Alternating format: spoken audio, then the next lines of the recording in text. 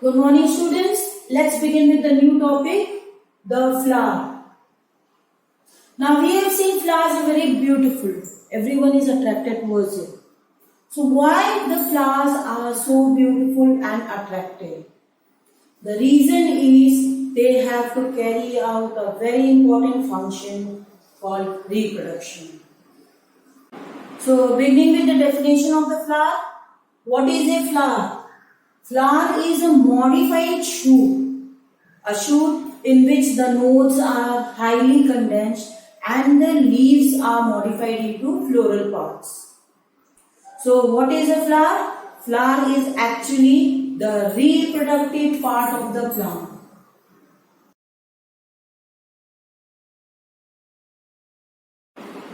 So what is flower? Flower is the reproductive part of plant. It comprises of 4 basic parts, that is your calyx, corolla, androecium and gynoecium. So androecium and gynoecium, these are the 4 floral parts of the flower, and each part of this flower is known as whorls. So overall we have 4 whorls: calyx, corolla, androecium and gynoecium. They are arranged on a swollen tip. You can see here, this is a structure of a typical flower. Any ordinary flower will look like this. They may vary in shape, size, color, but the floral parts remain the same and the arrangement remains the same. So all these 4 whorls are arranged on a swollen tip. This is a swollen tip called thalamus. It is also known as receptacle. It is also known as receptacle. And this swollen node or swollen base is attached to the stalk. This is the stalk with which the flower is attached to the plant or to the stem. This stalk is known as pedicel.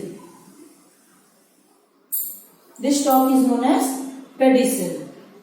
And over this thalamus, over this receptacle, all these 4 whorls are arranged one after the other. Now first of all we will see the arrangement from outside to the inner side. So the outermost wall is your calyx. Calyx are generally green in color and their main function is to protect the floral parts in the bud condition. There are 5, usually most of the flowers have 5 units in a calyx and each unit is known as sepal. So you can call calyx as group of sepals. So each unit of calyx is known as sepal. Coming to the next wall, which is to the inner side of the calyx, is corolla.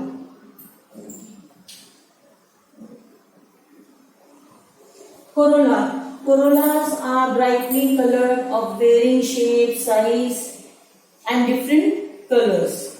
The main function of corolla is to attract insects for pollination. Again, corolla is made up of, usually each flower have 5 units known as petals. So corolla is a group of petals. Coming to the next word, which is your androecium. Androecium are the male reproductive part of the flower and comprises of 3 parts, that is your filament and anthers. Now there are 2 lobes of anthers, you can see. There are 2 lobes of anthers and both the anthers are attached to each other by the 3rd unit called connective. So androecium has 3 parts, that is your filament,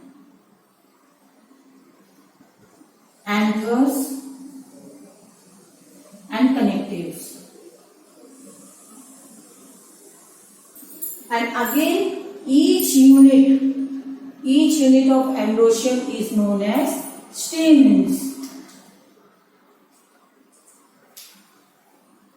So anther and filament both together constitute one single stamen, and like this there can be multiple stamens, few stamens, 4 stamens or 5 stamens.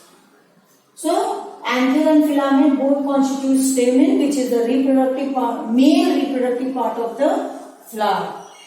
Coming to the next and the last word, which is the innermost word called gynoecium. Gynoecium is again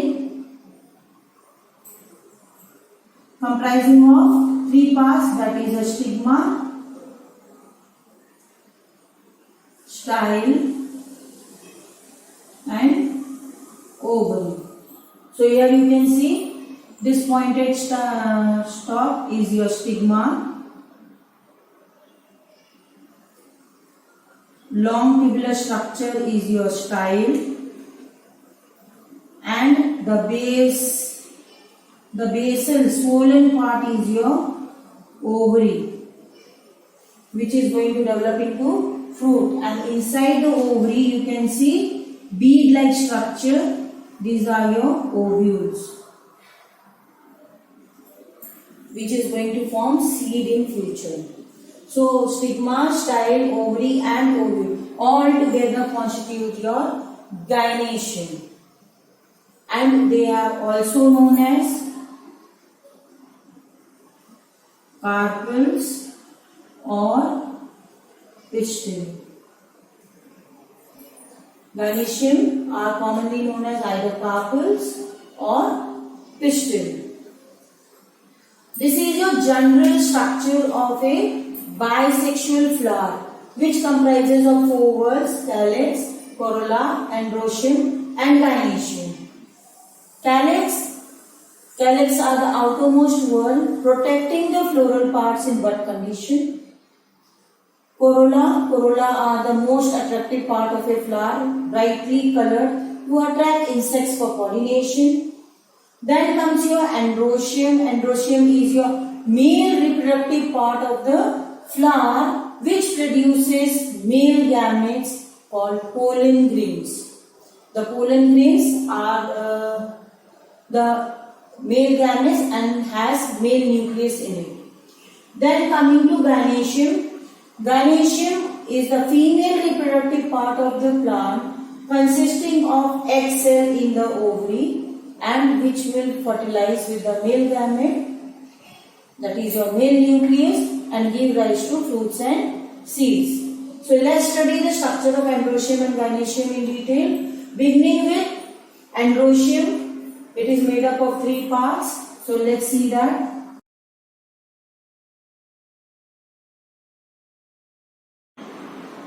So this is your one single stamen. This is your single stamen comprising of filament. This is your filament. Filament is a thin thread-like structure which attaches the anther to the thalamus. The filament attaches the anther to the thalamus. And not only this, another function of filament is to bring the anthers in such a position that when the pollen grains mature and are dispersed in air, it can be easily dispersed and scattered throughout in the air. Next is your anther. On top of the filament, there are 2 lobes, 1 lobe and 2 lobes.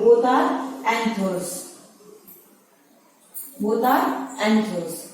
There are 2 lobes in which the pollen grains are produced, and both the anthers are attached to each other with the help of connective. Both the anthers are attached to each other with the help of connective. When we take the section of the anther, you will see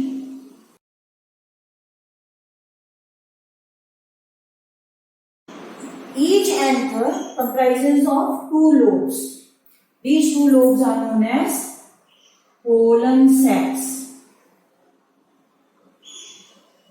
Both the lobes are known as pollen sacs, and in this pollen sacs are the pollen grains produced. Now, when the pollen grains mature inside the anthers rupture and the pollens are released in the air. So this is your general structure of stamen. Now coming to general structure of gynoecium. This is your gynoecium pistil or carpel, and inside this ovary you have a embryo sac. So this is your stigma. The function of stigma is to receive the pollen grain. Then style. This is a long, slender, tubular-like structure through which the pollen tube enters or grows inward and reach the ovary and the embryo sac, that is your egg present in it.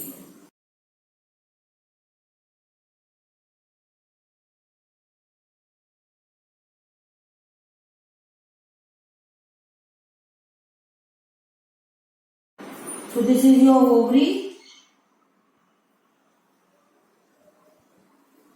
which encloses a sac called embryo sac. And in this embryo sac there are 8 cells. That is your central one is your egg cell, then synergids. This is your egg cell, and the red ones are your synergids. Then comes your polar nuclei. 2 polar nuclei are present. And these are your antipodal cells. All the 3 cells are your antipodal cells. So, the embryo sac comprises of 8 cells.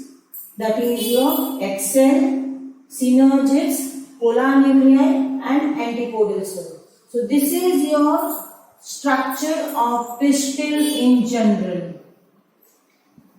This is the structure of your pistil in general. So this is all about the 4 whorls present in your flower.